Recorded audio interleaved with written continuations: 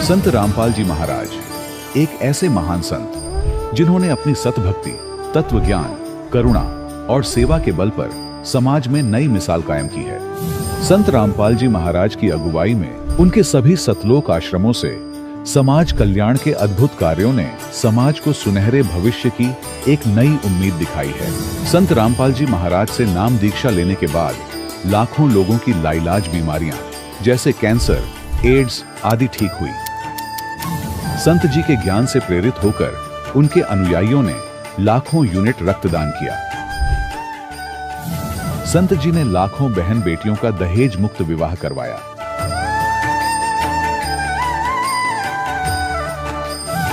संत जी ने लाखों लोगों का नशा छुड़वाया, करोड़ों उजड़े परिवार बसे।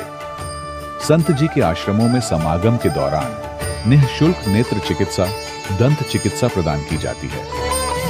संत रामपाल जी महाराज द्वारा समय समय पर पर्यावरण संरक्षण के उद्देश्य से बड़े स्तर पर वृक्षारोपण किया जाता है। संत जी ने जरूरतमंदों को तत्काल राहत पहुंचाने के लिए एम्बुलेंस सेवा शुरू की। संत जी अपने अनुयायियों को देहदान के लिए प्रेरित करते हैं, जिससे मानवता की सेवा और चिकित्सा क्षेत्र में सुधार हो सके। संत रामपाल जी महाराज के सभी आश्रमों में हर रोज निःशुल्क भंडारा आयोजित किया जाता है, जहां हर वर्ग, हर जाति और हर धर्म के लोग एक साथ बैठकर भोजन करते हैं।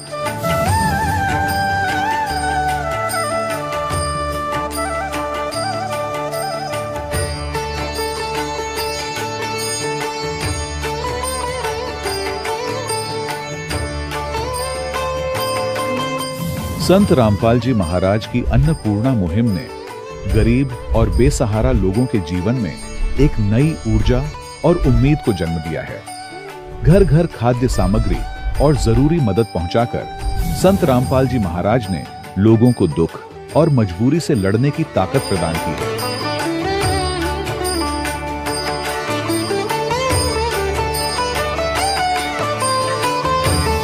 संत रामपाल जी महाराज द्वारा गरीब लोगों के लिए घर बनवाने का अद्भुत कार्य एक ऐसी मिसाल कायम कर रहा है जो सदियों सदियों संत जी की उदारता और दया भावना के तौर पर जाना जाएगा।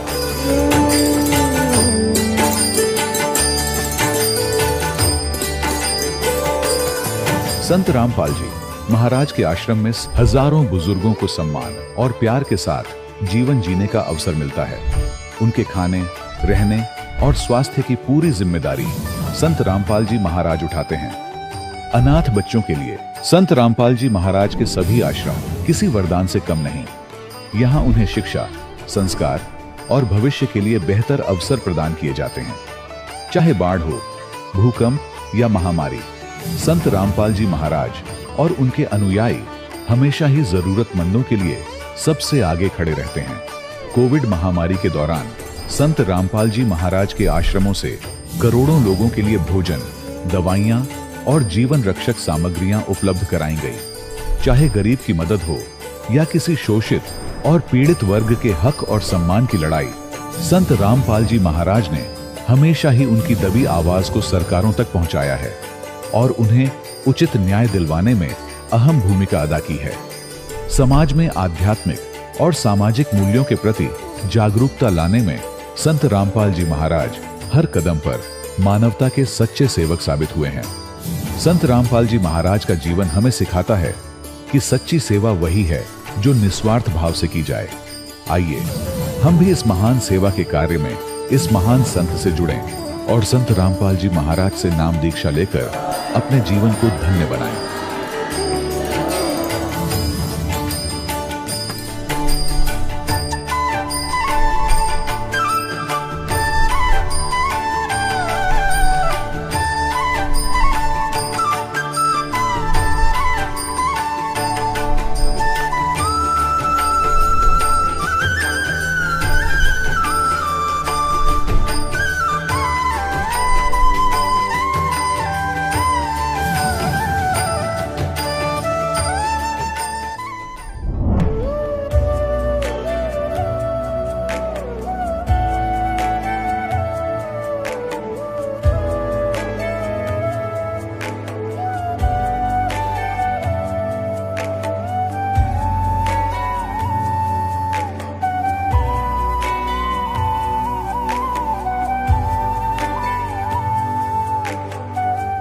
गीता में अर्जुन को स्वयं भगवान कह रहे हैं कि उस परमेश्वर की शरण में जा, उसके लिए उन संतों के पास जा जो तत्वदर्शी हो। इसी प्रकार हजरत मोहम्मद को उनका अल्लाह कह रहा है कि कोई और पूर्ण परमात्मा है, उसको पाने के लिए उन तत्वदर्शी संत की तलाश कर। वो प्रभु कौन है, ये जानने के लिए कृपया अवश्य सुनिए जगत गुरु तत्वदर्शी संत रामपाल जी महाराज के अमृत वचन। सत साहिब दर्शकों, मिलिए कैथल हरियाणा के रहने वाले सुभाष कटकर जी से, जो आर्य समाज से ताल्लुक रखते थे और यज्ञ हवन किया करते थे। परंतु ये सब साधनाएं करते हुए भी सुभाष जी के जीवन में दुख कम नहीं हो रहे थे। इनकी बेटी की बीमारी को लेकर सुभाष जी बहुत परेशान रहते थे। जब आर्य समाज में बताई गई भक्ति और यज्ञ से इन्हें कोई राहत न मिलती दिखाई दी, तब इन्हें तांत्रिकों के पास जाने के अलावा कोई रास्ता दिखाई नहीं दिया। लेकिन अफसोस की बात यह थी कि तांत्रिक भी सुभाष जी को कोई राहत नहीं दे पाए। सुभाष जी का जीवन तब बदला जब इन्हें उस वक्त चल रहे जाट आरक्षण में संत रामपाल जी महाराज को जानने का मौका मिला, उनके ज्ञान को समझने का मौका मिला। सुभाष जी और उनके परिवार को संत रामपाल जी महाराज द्वारा बताई गई शास्त्रोक्त साधना से क्या लाभ मिला, कैसे सुभाष जी का जीवन बदल गया। दर्शकों, अब आइए सुनते हैं सुभाष जी की कहानी उन्हीं की जुबानी। नमस्कार सर। नमस्कार सर। सर क्या नाम है आपका? मेरा नाम सुभाष खटकड़, गाँव नंदगढ़ माजरा, जिला कैथल, हरियाणा। सर, संत रामपाल जी महाराज से नाम दीक्षा आपने कब ली? सर मैंने अगस्त 2017 में ली। सर, संत रामपाल जी महाराज से नाम दीक्षा लेने से पहले क्या आप कोई भक्ति साधना भी करते थे? देखिए, मैं वैसे कोई विशेष भक्ति तो करता नहीं था, लेकिन मैं सन 81-82 में गुरुकुल कुरुक्षेत्र में पढ़ता था और वहाँ ये आर्य समाज विचारधारा से गुरुकुल प्रभावित है। वहाँ हम यज्ञ हवन वगैरह जो संस्कृत में होते हैं वो करते थे, और मैं किसी अन्य विचारधारा जैसे देवी माता मसाणी इनको नहीं मानता था। मैं आर्य समाजी विचारधारा से प्रभावित था। लेकिन आगे चल कर जो मेरे घर में एक विकट स्थिति पैदा हो गई थी, उसको लेकर मैं बहुत परेशान रहने लगा। और इसी दौरान मेरी एक लड़की है जो अब +2 में है, वो 8वीं क्लास में पढ़ती थी। उस समय उसके सिर में दर्द रहने लग गया, तो मैं उसको डॉक्टर के पास ले गया। डॉक्टर बोला भाई इसको दवाई दे दिया मैंने, ये ठीक हो जाएगी, लेकिन वो नहीं ठीक हुई। उसके बाद मैं कैथल शहर में ले गया, लेकिन वहाँ भी 3-4 महीने दवाई देने के बाद वो नहीं ठीक हुई, तो मैं उसको पटियाला ले गया। पटियाला जब ले गया तो उसने कहा भाई इसकी नसें कमज़ोर है, तो वहाँ भी मैंने 10-11 महीने उस लड़की को दवाई खिलाई, लेकिन कोई आराम नहीं हुआ। तब घर वाले बोले कि इसके तो कोई और ही दिक्कत है, जिसे ओपरी भी कहा जाता है, माता वगैरह का। लेकिन मैं इन चीज़ों से को नहीं मानता था। मैं कहता था कि चाहे मैं मर जाऊं, लेकिन मैं किसी सियाने के पास नहीं जाऊंगा। ऐसा करते करते वो लड़की की स्थिति और ज़्यादा बिगड़ती गई। जब कहते हैं कि भाई जिस तालाब का पानी नहीं पीना उसकी गारा भी खानी पड़ जाती है, तो ऐसा करते करते मैं सियानों के पास जाने लगा और कई सियानों के पास गया, कम से कम 8-10 सियानों के पास गया, लेकिन वहाँ मेरे को कोई संतुष्टि नहीं मिली। और मेरे भी नज़ला था, और मेरे जो घरवाली थी उसको जो कमर में डिस्क प्रॉब्लम है वो थी। एक लड़का मेरा, उसको नज़ला में जो मेरे नज़ला उस लड़के को भी ऐसे ही नज़ला था। लेकिन मैं एक अच्छे परिवार से, खाता पीता परिवार है, लेकिन उसके बाद भी मेरे घर से बीमारी चलती आ रही थी। मैं बहुत दुखी था। ये मेरे को कम से कम जब मैं गुरुकुल में पढ़ता था उसके बाद आने के बाद मेरे को ये नज़ला लग गया था। तो ये मेरे को कम से कम 35 साल इस नज़ले ने मेरे को तंग किया, और परिवार भी लगभग सारा ही दवाई खाता था। सर, आपने बताया कि जो भक्ति साधनाएं आप करते थे उनसे आपको कोई लाभ नहीं मिला, तो फिर संत रामपाल जी महाराज की शरण में आप कैसे आए? संत रामपाल जी महाराज की शरण में आने का एक मेरा विचित्र ही ढंग है। मैं कि संत रामपाल जी महाराज की शरण में आ गया। जाट आरक्षण चला हुआ था उस टाइम, और मैं भी जाट जाति से बिलोंग करता हूँ, तो मैं धरनों पर जाता था। लेकिन मैं ये अपने मन में सोचता था कि भी धरनों में तू क्यों जाता है, इतना रोज़ जाता है, कभी कभार चला जाए कर। लेकिन चल सब जाते हैं तो मैं भी चला जाता था। उसी दौरान संत रामपाल जी महाराज के भगत आए वहाँ, और ऐसे संत रामपाल जी महाराज के 2 भगत हैं, ऐसे लाइनों में चल रहे थे और बहुत लंबी कतार थी। और उससे पहले दिन वो बोल के गए थे, भाई कल देखो आप ज़्यादा आएंगे कि या संत रामपाल जी महाराज के भगत ज़्यादा आएंगे।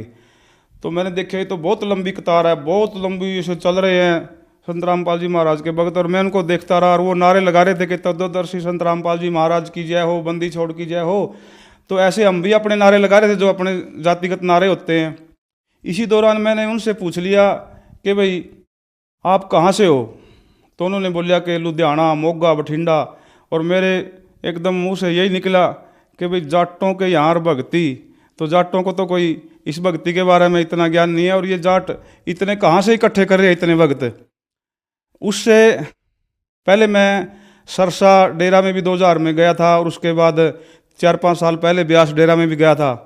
लेकिन मैं उन जो संत रामपाल के भगत थे उनकी शक्ल से ही ऐसे लग गया कि वास्तव में धरती पर अगर भगत हैं तो यही हैं। उनकी जो वेशभूषा और उनकी देखने का जो ऐसा मुझे ऐसा लगा कि भाई यही भगत हैं धरती पर, और कोई भगत नहीं है। और वो नारे लगा रहे थे कि तत्वदर्शी संत रामपाल जी महाराज की जय हो। तो उसी दौरान में उसकी ऐसे चलती हुई संगत को देखकर भावुक हो गया और मेरे नारे लगाने लगा कि आपने हमें समर्थन दिया और मैंने गुरु अपना लिया संत रामपाल जी महाराज को, कि मैंने गुरु अपना लिया संत रामपाल जी महाराज को। लेकिन मैंने उससे पहले कभी संत रामपाल जी महाराज के किसी शिष्य को देखा तक नहीं था, न मैंने उसकी विचारधारा से कोई प्रभावित था, न मैंने कभी टीवी पे भी नहीं देखा था संत रामपाल जी महाराज को। तो मैं ये कह के कि मैं गुरु बना लिया संत रामपाल जी महाराज को और घर आ गया। तो मैं अपने घर आकर सोचने लगा कि भाई तू गुरु बना लिया, ना उसका ज्ञान का पता और ना तेरे को ये पता कि वो कहाँ है, वो तो गुरु कैसे बनाएगा उसको।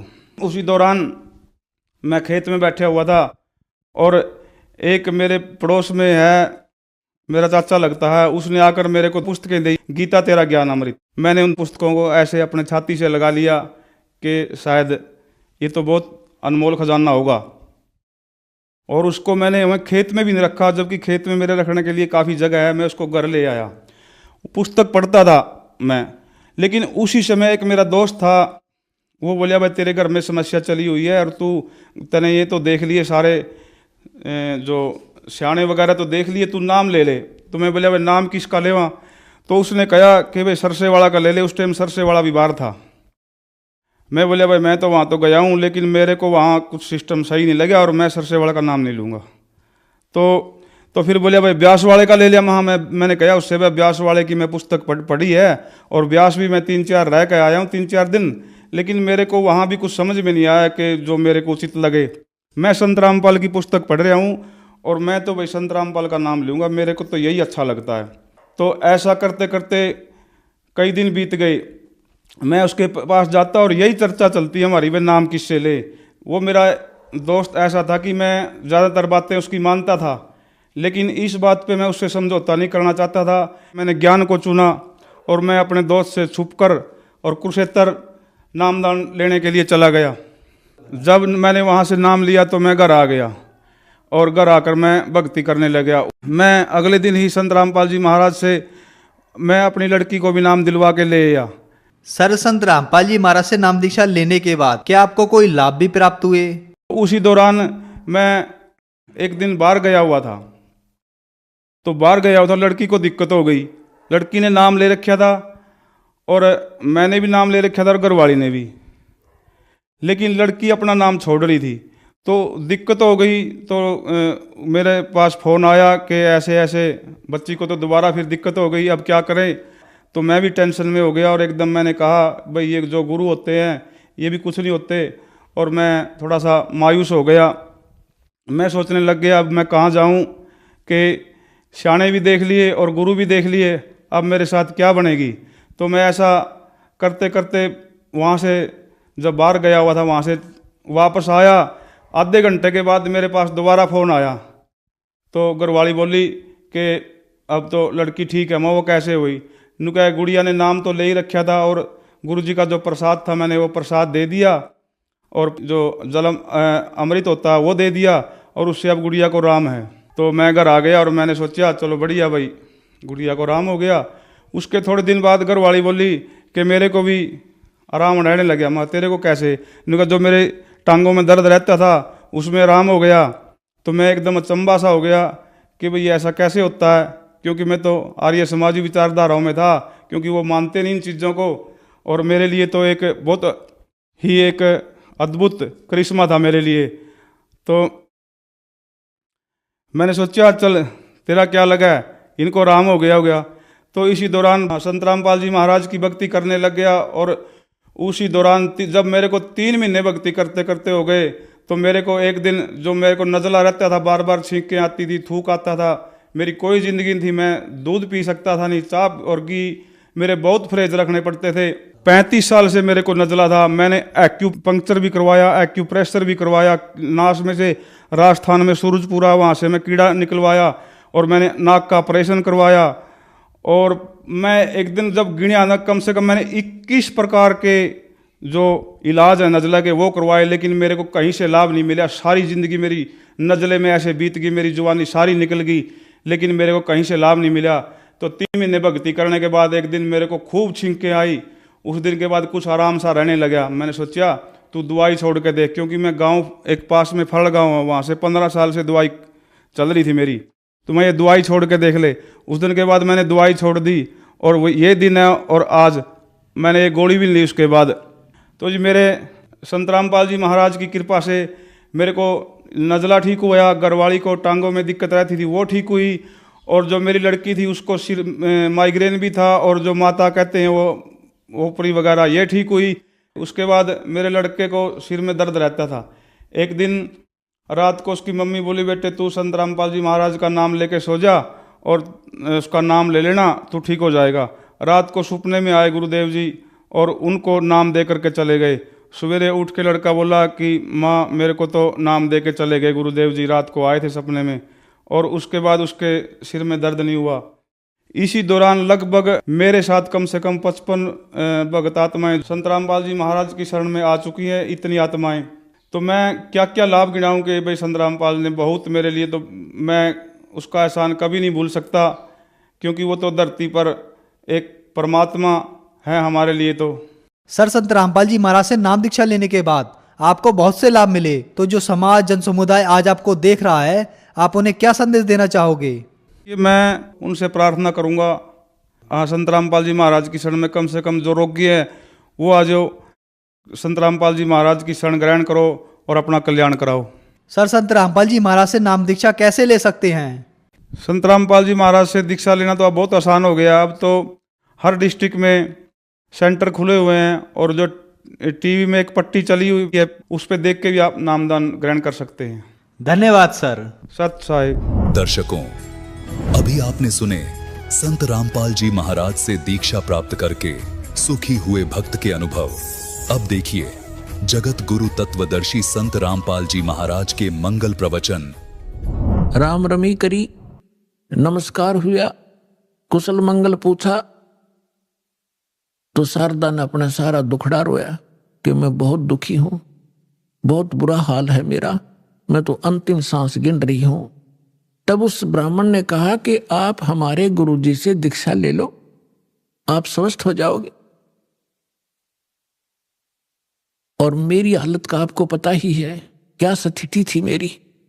हाँ, आपकी तो बहुत बुरा हाल था, सारा परिवार दुखी था, और आप कैसे स्वस्थ हुए कि हम परमात्मा आए हैं पृथ्वी पर।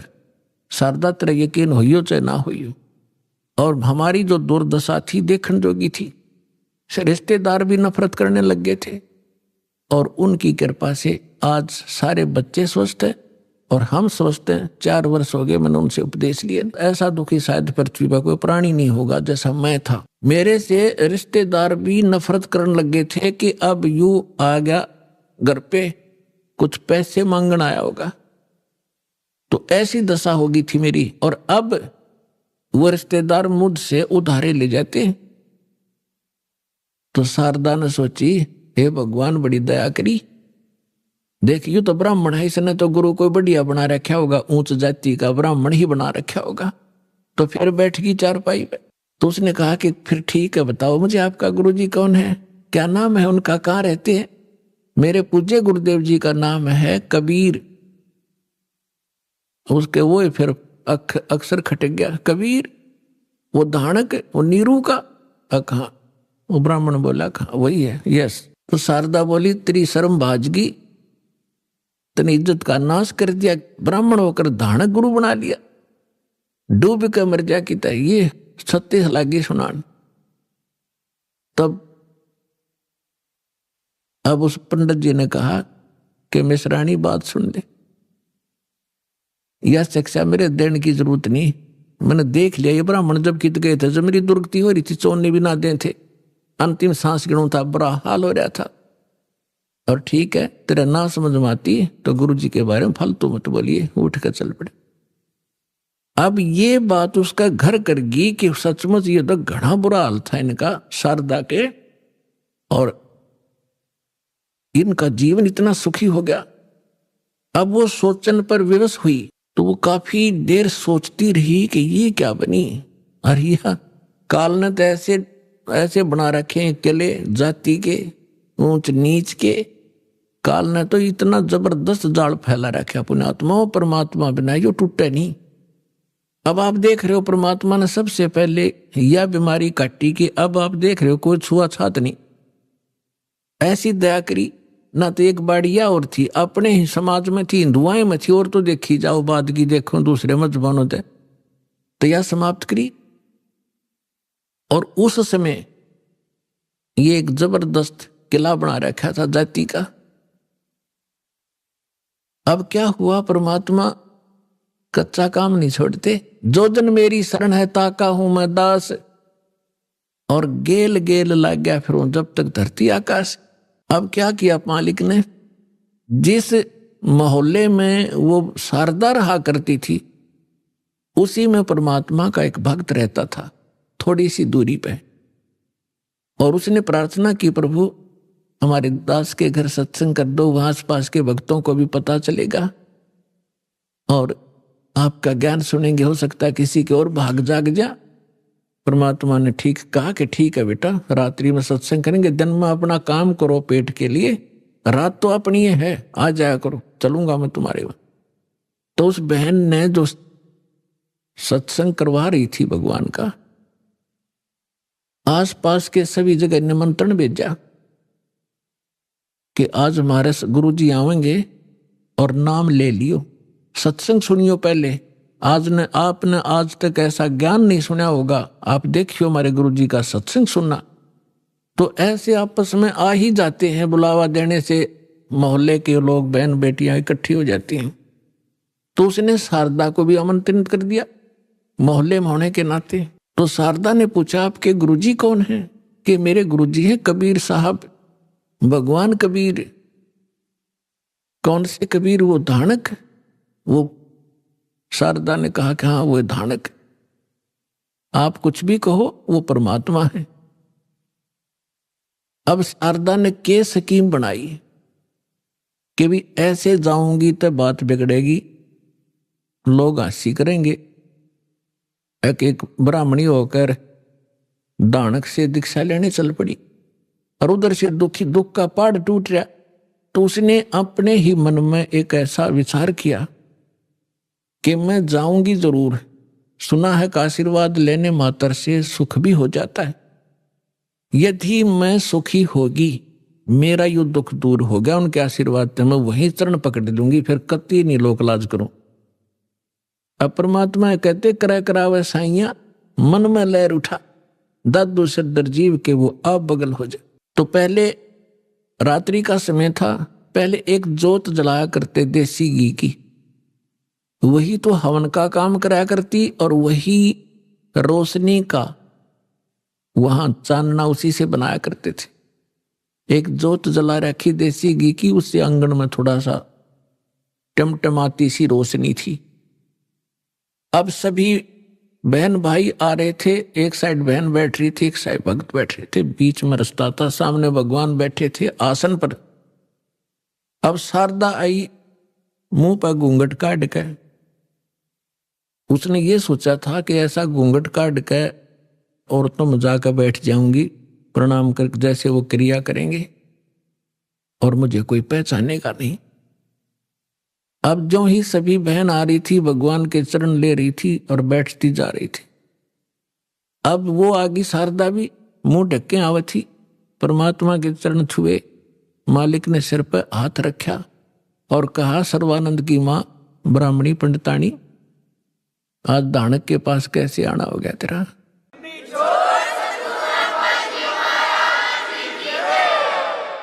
और परमात्मा ने हाथ रख के उठाया भी नहीं था, उसका सारा रोग, जो कष्ट था, जो संकट था, वो कति स्वस्थ होगी जैसे दुख कदे था ही नहीं।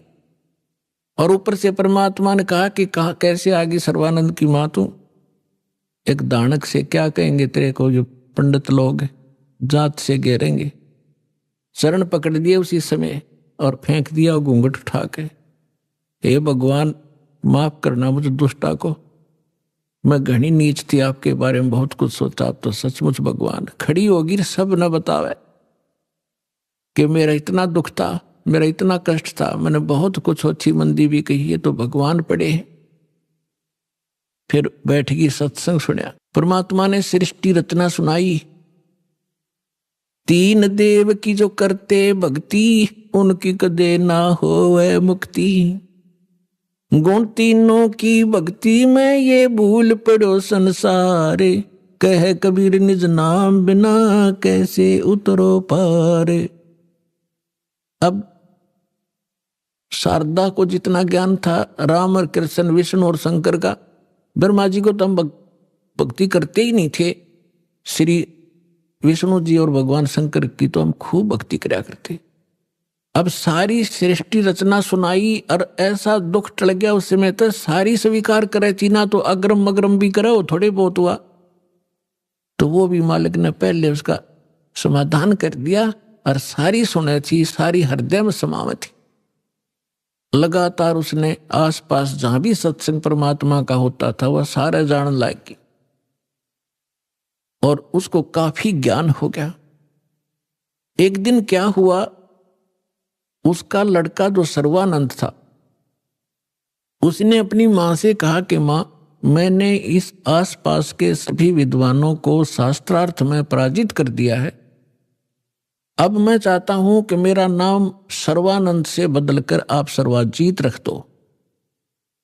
तो मां ने कहा कि बेटा, नाम अच्छी बात है, तेने विद्वानों को जीत लिया, बड़ी अच्छी बात है, लेकिन सर्वानंद भी तो अच्छा नाम है, इसमें क्या दिक्कत है?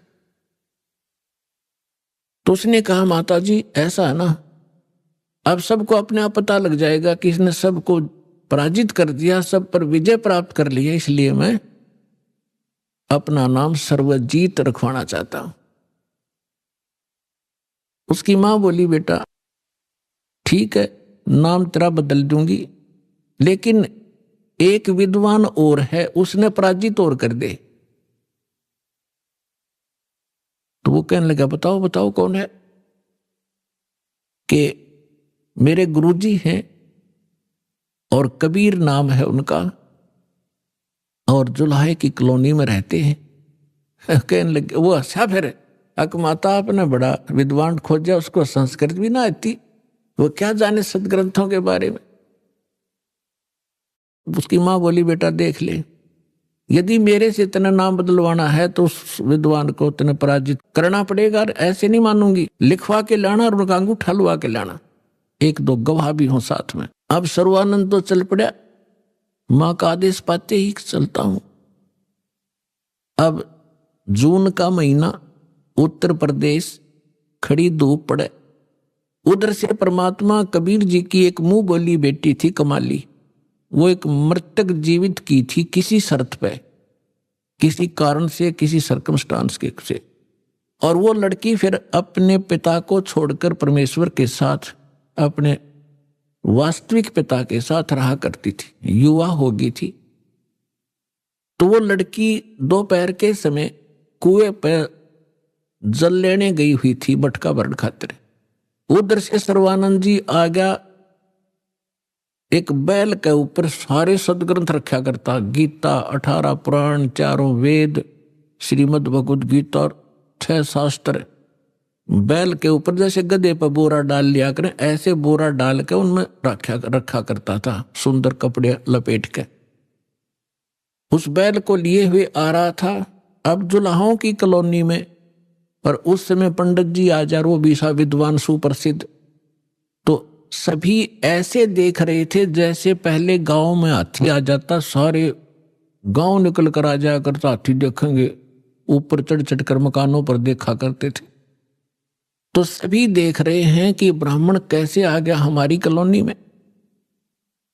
अब देखो लीला दाता की, उसको इतनी भयंकर प्यास लगा दी, उसकी आंखों में प्राण आ गए सर्वानंद के, और सामने वाली लड़की पानी पर लग रही। उसके पास आकर कहा कि ये लड़की जल्दी पानी पिला बेटी, मेरे प्राण निकलने जा रहे हैं। तो लड़की ने बाल्टी उसके कर दी, ले पी लो। करमंडल ले रहा था, उसमें डालकर गट गट पी लिया। अब उसने देखा कोई देख तो नहीं रहा तुझे, कितने दानकों के जुलाहों की कॉलोनी कुएं का पानी पी लिया। सब देख रहे थे, सब चारों तरफ देख रहे थे। तो उसने अपनी इज्जत बचाने के लिए लड़की को डांटा कि लड़की ये किस जाति का कुआं है। तो लड़की ने कहा जी दानकों की कॉलोनी में तो दानकों का कुआं हुआ कर, ब्राह्मणों का नहीं हो सकता। ये तूने पहले क्यों नहीं बताया मुझे? पंडित जी पानी पीकर जात नहीं पूछा करते, तू पहले पूछता। जब तक तेरे पसीने आ रहे थे तेरी जान जाने वाली थी, अब तुझे जाति दिखाई देती है।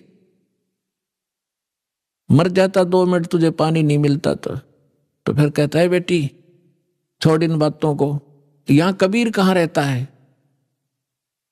तो लड़की ने कहा कि कबीर का घर शिखर में सतलोक में रहता हो, जहां से ले ली गैल और पावना टेके पपील के, तो पंडित लाद रहा बैल।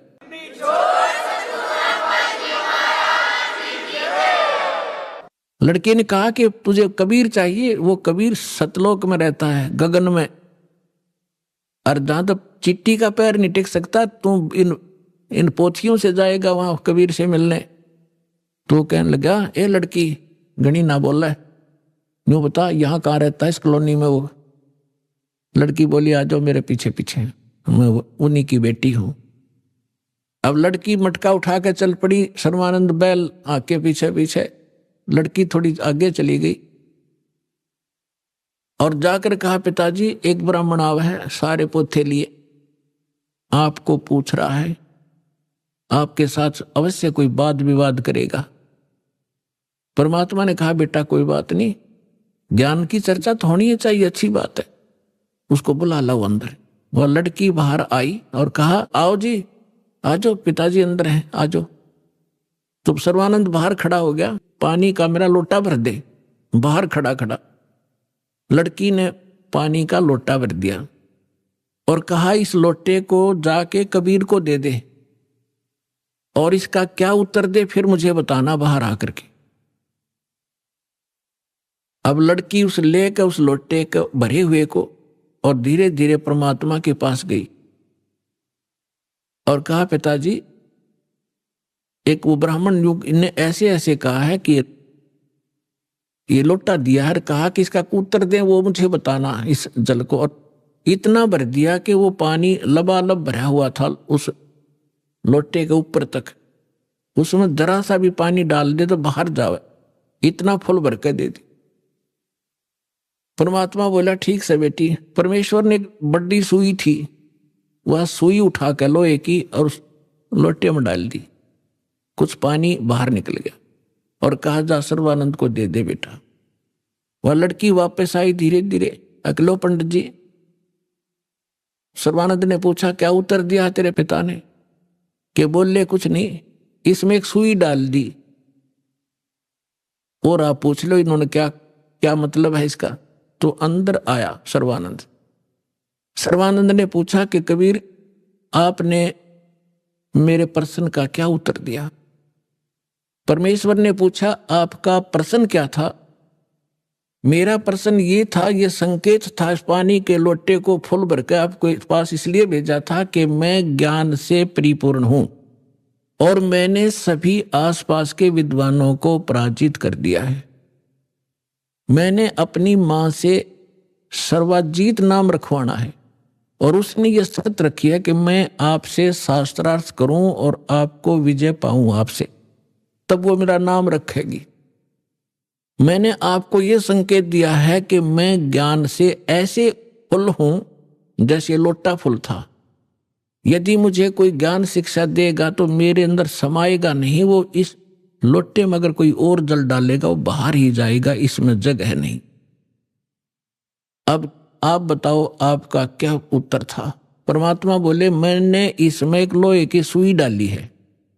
मेरा ये संकेत है कि मेरा ऐसा ज्ञान है, ऐसा भारी ज्ञान है, ऐसा गुरु ज्ञान है कि जैसे मेरी सुई तेरी लोटे की तली में जाकर टिकेगी और तेरा पानी बाहर निकल गया, ये मेरा ज्ञान ऐसा तेरे थोथे ज्ञान में बाहर फेंक देगा, ठाके तेरे हृदय में समा जाएगा।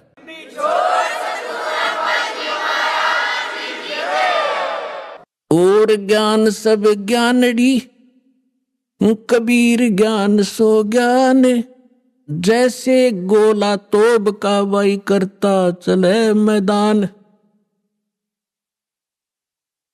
अब सर्वानंद ने कहा कि ठीक है, आप करो शास्त्रार्थ।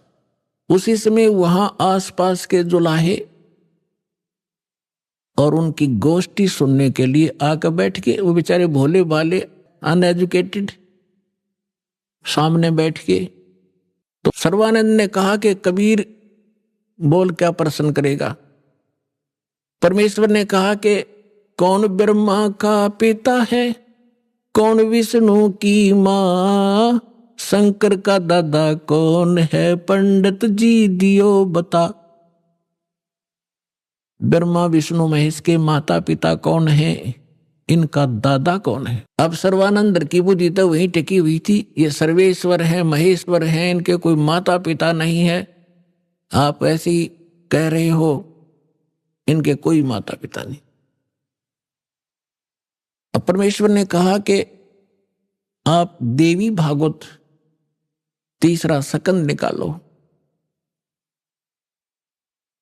और उसमें ये स्वयं स्वीकार करते हैं। देखिएगा, श्री देवी भागवत यानी देवी पुराण, सचित्र मोटा टाइप, गीता प्रेस गोरखपुर से प्रकाशित है।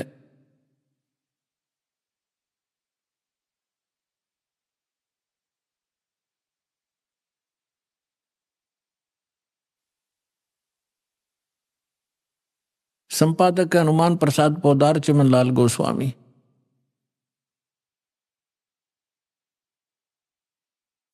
और ये गीता प्रेस गोरखपुर से प्रकाशित है। इसके 123 पृष्ठ पर देखिएगा।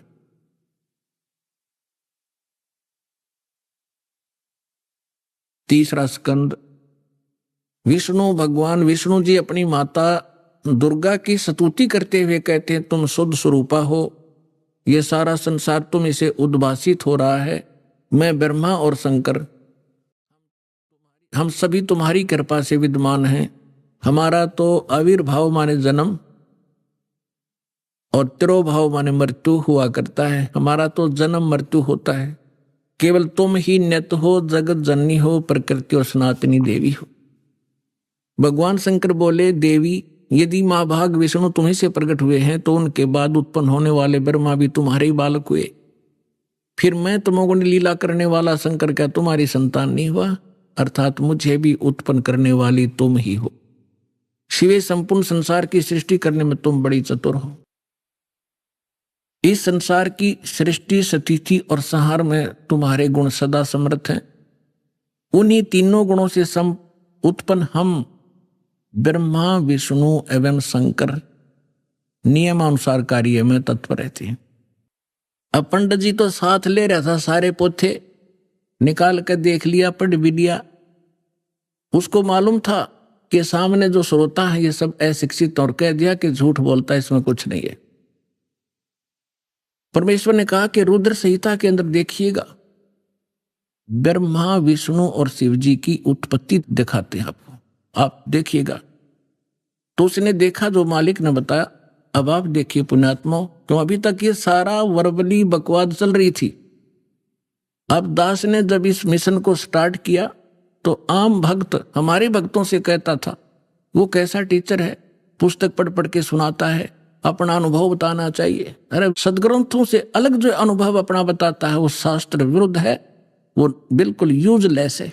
ये हमारा सिलेबस है।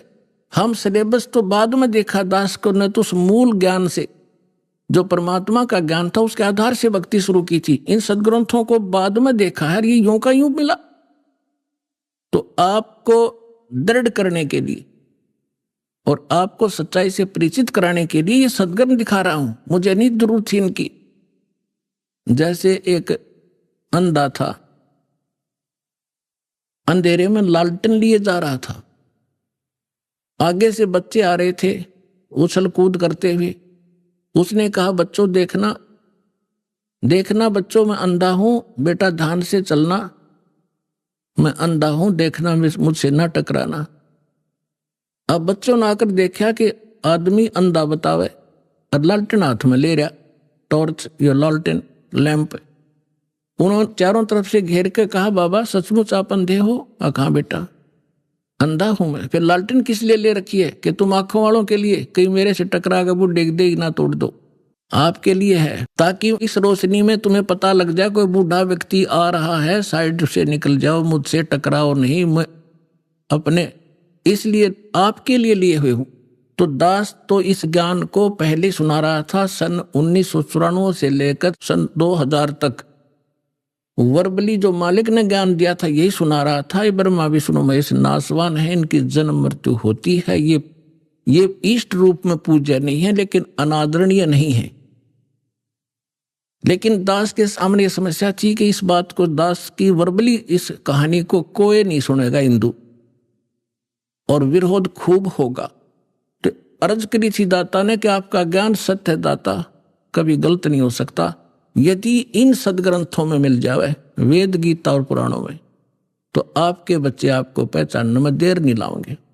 ऐसी प्रेरणा की परमात्मा ने 2001 में गीता उठा के देखी, जो का तू ज्ञान पाया। क्योंकि परमात्मा ने कहा था अपनी वाणी में कि वेद मेरा भेद है, मैं ना मिलूं वेदन के माही, पर जौन वेद से मैं मिलूं वो वेद जानते नहीं। तो इसके आधार से जब सब सदग्रंथ देखे तो जो का तो ज्ञान मिला। ओए होए, तीन देव की जो करते भक्ति, उनकी कदे ना होवे मुक्ति। और परमात्मा कहा करते, धर्मदास ये जग बोराना, कोई न जाने पद निर्वाणा। यही कारण मैं कथा पसारा, जग से कोई ये एक राम नियारा। अब मैं तुमसे कहूं चिताई, तेरे देवन की उत्पत्ति भाई। माँ अष्टंगी पिता निरंजन, ये जमदारुण वंशन अंजन। तीन पुत्र अष्टंगी जाए, ब्रह्मा विष्णु शिव नाम धराए। 600 वर्ष पहले भगवान उस सुख संवेद में ये अमृत ज्ञान बता गए थे। लेकिन उस समय इतना विरोध किया था इन नकली संतों मंडलेश्वरों ने, परमात्मा के साथ कहर तो ले थे। वो सारी लीला धीरे धीरे सुनाएंगे आप। आज वही ज्ञान हमारे पुराण बता रहे हैं कि ब्रह्मा विष्णु महेश के माता पिता हैं, दुर्गा इनकी माता है, ये ज्योत स्वरूपी निरंजन ये काल इनका पिता है। और ये भगवान 600 वर्ष पहले बताया करते, क्योंकि वो तो दादा है इनके। दादा तो बाप की भी डेट ऑफ बर्थ बता और पोत्या की भी बता दे, तो पहले बता कर जा रहे थे। अरे नकलियान हमारे तक सारा अज्ञान भर रखा था। अब देखिएगा शिव पुराण,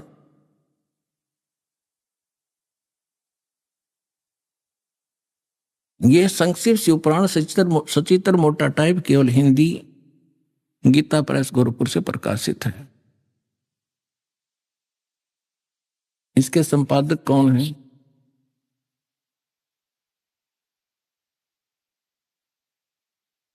हनुमान प्रसाद पोदार, और ये गीता प्रेस गोरखपुर से प्रकाशित है।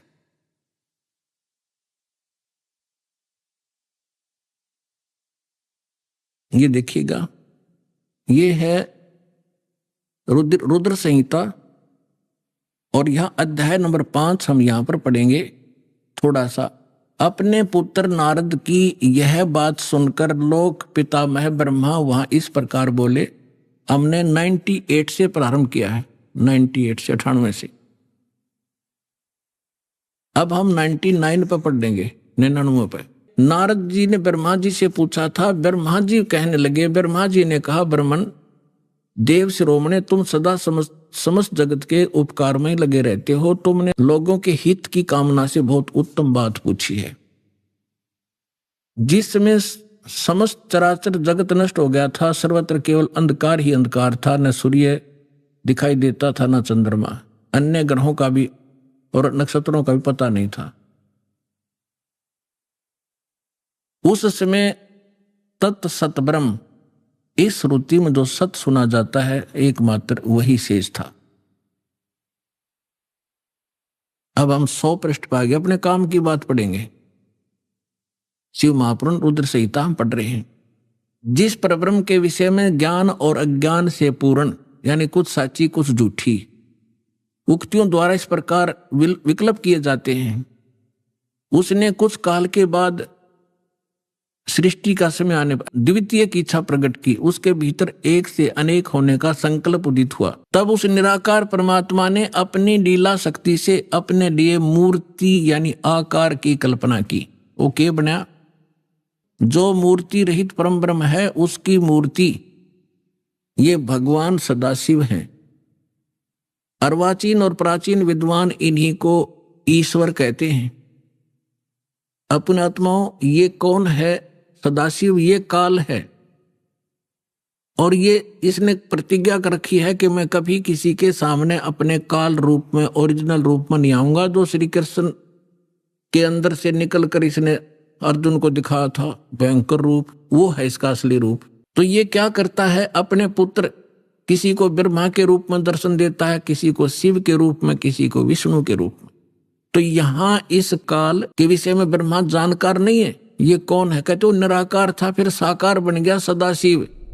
अभी आपने सुने संत रामपाल जी महाराज के मंगल प्रवचन। आइए अब सुनते हैं संत रामपाल जी महाराज से नाम दीक्षा लेकर सत भक्ति करके अद्भुत लाभ प्राप्त करने वाले अनुयायी के विचार। दर्शकों, आज आपको रामकृष्ण जी का अनुभव सुनाते हैं, जो अहमदनगर महाराष्ट्र के निवासी हैं। रामकृष्ण जी एक सेवानिवृत्त पुलिस अधिकारी हैं और ये 15 साल से राम परमहंस द्वारा स्थापित बेलूर मठ कलकत्ता से जुड़े हुए थे। दर्शकों, कहते हैं मनुष्य जीवन बहुत अनमोल होता है, और यदि उस मनुष्य जीवन में आपको नकली गुरु मिल जाए तो इससे बड़े दुख की बात और क्या होगी। रामकृष्ण जी के साथ कुछ ऐसा ही हुआ। भगवान को पाने के लिए रामकृष्ण जी ने 15 साल तक बेलूर मठ में बताई भक्ति साधना की, लेकिन उस भक्ति से इन्हें कोई भी लाभ नहीं मिला। इनकी परमात्मा पाने की तलाश इनके लिए अधूरी ही रही। लेकिन इनके जीवन में परिवर्तन तब आया जब इन्हें ज्ञान गंगा नामक पुस्तक मिली। ज्ञान गंगा पुस्तक पढ़ने के बाद रामकृष्ण जी के पैरों के नीचे की जमीन खिसक गई, क्योंकि जो भक्ति साधना ये कर रहे थे वो शास्त्र विरुद्ध थी। रामकृष्ण जी का कहना है कि ज्ञान गंगा में उन्हें शास्त्रों के वो गूढ़ रहस्य मिले जिनकी तलाश हर मनुष्य को है। दर्शकों, आइए अब सुनते हैं रामकृष्ण जी के जीवन परिवर्तन की कहानी, उन्हीं की अपनी जुबानी। नमस्कार जी। नमस्कार। क्या नाम है आपका? मेरा नाम रामकिशन शंकर आव्हाड़। कहाँ से आए सर आप? हम अहमदनगर महाराष्ट्र से आए हैं। क्या करते हैं जी आप? हम अभी रिटायर जॉब करते हैं। रिटायर। किस पद से रिटायर्ड हुए हैं सर आप? हम एडिशनल एसपी थे anti corruption department Nashik range में। सर कहाँ पे पोस्टिंग हुई है आपकी? हमारी पोस्टिंग नासिक, नगर, धुला, जलगांव, नंदुरबार, बम्बई, ऐसे महाराष्ट्र के अलग अलग जिले में हो गया। संत रामपाल जी महाराज जी से कब जुड़े? हम सितंबर 2011 को संत रामपाल महाराज से जुड़े। संत रामपाल जी महाराज जी से जुड़ने का कोई कारण? कारण यह था कि हम पंढरपुर में जा रहे थे, पैदल हम पंढरपुर वारी किया, और आते वक्त एक संत रामपाल महाराज की शिष्या थी, वो करमाड़ा गांव में मिली, और उससे हम ज्ञान गंगा लिया, और ज्ञान गंगा पढ़ने के बाद और संत रामपाल महाराज से जुड़े। सर इससे पहले हम आपसे ये पूछना चाहेंगे कि संत रामपाल जी महाराज जी से नाम दीक्षा लेने से पहले आप क्या भक्ति साधना करते थे? हमने बहुत भक्ति की, प्रवचन किया, कीर्तन किया, भजन किया। और बेलूर मठ जो कलकत्ता है, रामकृष्ण परमहंस का जो विवेकानंद पंथ चला है, उसमें वहाँ से भी हमने दीक्षा लिया और वो भक्ति हमने 15 साल किया। ऐसी अलग अलग हम सब जगह घूमे, चारिधाम किया, पूरा इंडिया परमात्मा के लिए घूम गए। ऐसी देवी देवताओं की भक्ति किया, चारों धाम किया।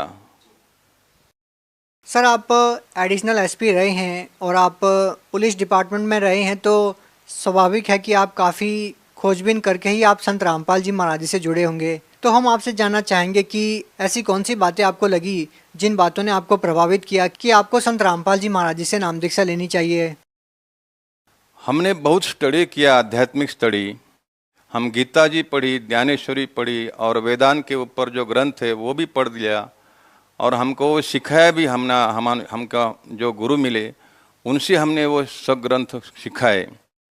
लेकिन वो ग्रंथ पढ़ने के बाद जो तकलीफ होती थी, जो प्रारब्ध था, वो हमको प्रारब्ध चेंज नहीं हो रहा था।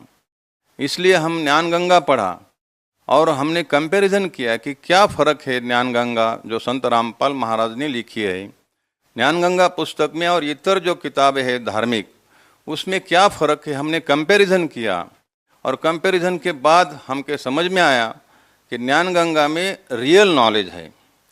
जो सही अर्थ गीता जी का बताया है, सृष्टि उत्पत्ति बताई है, ऐसा किसी भी ग्रंथ में नहीं है। जो संत रामपाल महाराज ने अर्थ किया है वो सही है, वो शब्दार्थ है और वो ऑल ओवर वर्ल्ड में लागू होता है। इसलिए हम संत रामपाल महाराज से जुड़े। सर अक्सर जितने भी संत रामपाल जी महाराज जी के अनुयायी हैं, जब हम उनसे पूछते हैं, उनका इंटरव्यू लेते हैं, तो वो बताते हैं कि संत रामपाल जी महाराज जी से जुड़ने के बाद उनको काफ़ी सारे लाभ मिले हैं। हम आपसे जानना चाहेंगे सर, एक पुलिस अधिकारी होने के नाते आपको क्या क्या उम्मीद थी कि संत रामपाल जी महाराज जी से जिनका निवारण के लिए आपको लगा कि संत रामपाल जी महाराज ही आपके कष्टों को दूर कर सकते हैं या आपकी जितनी भी आध्यात्मिक जो आपकी जिज्ञासाएं हैं उनको सही कर सकते हैं या पूर्ण कर सकते हैं? हम संत रामपाल महाराज से जुड़ने के बाद हमको बहुत लाभ हो गए। शारीरिक हो गए, मानसिक हो गए, आध्यात्मिक हो गए, भौतिक हो गए। उसमें से शारीरिक लाभ जो है कि हमको तम्बाकू खाने की आदत थी, वो हम मन से छोड़ जाना चाहते थे कि ये गलत आदत है, इससे हमारा शारीरिक नुकसान हो जाएगा। ये समझ में आने के बाद भी वो नहीं छूटती थी। लेकिन संत रामपाल महाराज के नाम लेने के बाद वो छूट गई, ऑटोमेटिक छूट गई। अभी उसका ध्यान भी नहीं आता। और जो मानसिक लाभ है, हम पुलिस डिपार्टमेंट में काम किया, 30-35 साल काम किया, लेकिन हमको बहुत क्रोध आता था। वो क्रोध हमसे जब नाम लिया संत रामपाल महाराज से, वो हमको क्रोध शांत हो गया, हमारा मन भी शांत हो गया। और आध्यात्मिक लाभ तो क्या बोलो। हमने गीता जी, हम 30 साल से गीता जी पढ़ते थे, लेकिन उसमें जो सही अर्थ है वो हमको समझ में नहीं आता था। अभी नाम लेने के बाद पूरा गीता जी समझ में आया कि गीता जी में क्या लिखा है, ब्रह्मा विष्णु महेश की क्या स्थिति है, वह नाशवान है और सही परमात्मा कौन है। 15वें अध्याय का जो 17वां श्लोक है उसमें सही परमात्मा की डेफिनेशन दिया है, व्याख्या दिया है। वो हमको समझ में आया है कि सही परमात्मा कौन है, सुप्रीम गॉड कौन है और किसकी भक्ति करनी चाहिए, किसकी भक्ति से हम मुक्त हो जाएंगे, कि हमारा मनुष्य जन्म का जो अंतिम ध्येय है मुक्ति, हम कैसे प्राप्त करेंगे। वो 17वें अध्याय का जो 23वां श्लोक है, वो हम तत्सदिति, वो श्लोक तो हमको कुछ समझ में नहीं आता था इस भक्ति से पहले। लेकिन संत रामपाल महाराज ने वो श्लोक का अर्थ बताया और मंत्र दिया और फिर समझ में आया कि कौन है अक्षर पुरुष, कौन है अक्षर पुरुष, कौन है परम अक्षर पुरुष। वो हमको समझ में आया। और इसके अलावा क्या लाभ मिले सर? बहुत बार हमारा एक्सीडेंट हो गया था, उससे भी हम बच गए। हमारी कार को भी बहुत गाड़ी ने ठुकराया, उससे हम बच गए। और सबसे बड़ा लाभ जो है ना, हम कीर्तन करते थे और जो महाराज लोग हमारे साथ थे, वो महाराज लोग भी हमको समझाते थे, गीता जी समझाते थे और आध्यात्मिक समझाते थे, लेकिन अभी उनसे हम छूट गए, उनसे हम बच गए, क्योंकि उनका वो जाल था, वो काल का जाल था, वो काल के सब दूत थे। अभी उनसे हम छूट गए, ये बहुत बड़ा लाभ हो गया। हमारी पत्नी को भी, हमारी पत्नी जो है और हमने एक साथ नाम लिया संत रामपाल महाराज के, और पत्नी को भी बहुत लाभ हो गए। उसने भी बहुत सुना, सत्संग सुने संत रामपाल महाराज से, और उसको भी अभी ज्ञान हो गया, नॉलेज हो गया कि कौन परमात्मा है, उसकी भक्ति कैसी करनी चाहिए, मुक्ति कैसी प्राप्त करनी चाहिए, वो खुद बोल सकती है। जी क्या नाम है आपका? मंदाराम किशन आवाड़। कहाँ से आए जी? अहमदनगर से। संत रामपाल जी महाराज जी से नाम दीक्षा लेने के बाद क्या लाभ मिले आपको? लाभ तो बहुत मिले, वो बहुत बीमार भी मैं रही खुद, अभी 2 महीने पहले तो, और जाने वाली होती तभी भी मैं वो उधर आई थी। और क्या लाभ मिले? और ठीक हो गई, किधर कौन सी दवाखाने में जाने का, कौन था नहीं, बहुत बीमार, बहुत बोले तो बहुत अच्छा। एक पुलिस अधिकारी होने के नाते आप लोगों को क्या संदेश देना चाहेंगे जो ये मानते हैं कि जो संत रामपाल जी महाराज जी के अनुयायी हैं वो शिक्षित नहीं हैं और वो बगैर किसी जानकारी के वो संत रामपाल जी महाराज जी से जुड़ गए हैं? क्योंकि आप एक पुलिस अधिकारी रहे हैं तो आप उन लोगों के लिए एक माकूल जवाब भी है। आप क्या कहना चाहेंगे उन लोगों के लिए? मैं संदेश तो नहीं दे सकता, लेकिन सब अपने भाइयों को, अपनी बहनों को, जो भी वर्ल्ड में हिंदू, मुस्लिम, सिख, ईसाई सब लोग हैं, उनको मैं विनती करता हूँ कि मनुष्य जीवन दुर्लभ है, मिले न बारंबार, जैसे तरवर से पत्ता टूट गया, बोहर न लगता डार। ये जीवन बार बार नहीं मिलेगा। अपना मनुष्य जीवन का अंतिम उद्देश्य है मोक्ष करना, और वो मोक्ष किसी ही पंथ में नहीं मिल सकता एक्सेप्ट संत रामपाल महाराज से पंथ से। सर आप महाराष्ट्र में रहते हैं, आपसे एक अंतिम सवाल ये है कि आप इतनी दूर संत रामपाल जी महाराज जी से जुड़े, आपको लगता है कि संत रामपाल जी महाराज जी के अलावा यदि किसी और संत से जुड़ते तब भी आपको आध्यात्मिक लाभ मिलते? अगर आपको ऐसा नहीं लगता है तो क्या कारण है कि आपको नहीं लगता कि संत रामपाल जी महाराज जी के अलावा अन्य कोई भी संत ऐसा नहीं है जो आपको ऐसा ज्ञान दे सके या आपको वो बातें बता सके, आपको आध्यात्मिक लाभ दे सके जो शास्त्रों में संत रामपाल जी महाराज ने आपको बताया? बाकी जो संत बोलते हैं वो खुद संत पदवी के लायक नहीं है। जैसे गीता जी अध्याय 15 है, उसमें 1 से 4 श्लोक में तत्वदर्शी संत की डेफिनेशन दिया है। जो वेदों को जानता है, जो संसार वृक्ष को जानता है, उसका वर्णन करता है, वो तत्वदर्शी संत है।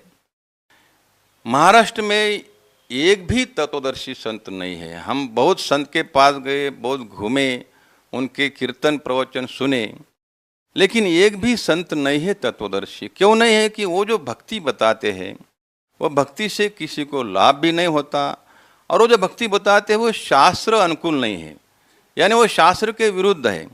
और गीता जी अध्याय 16 का 23वां श्लोक बोलता है, ये शास्त्र विसृमुष्य वर्तते कामकारतः न सिद्धिमाप्नोति न सुखम न पराम गतिम। जो शास्त्र विरुद्ध भक्ति करते उसको सुख नहीं मिलेगा, परम गति नहीं मिलेगी, और उसको मोक्ष कभी नहीं मिलेगा। जी धन्यवाद। धन्यवाद।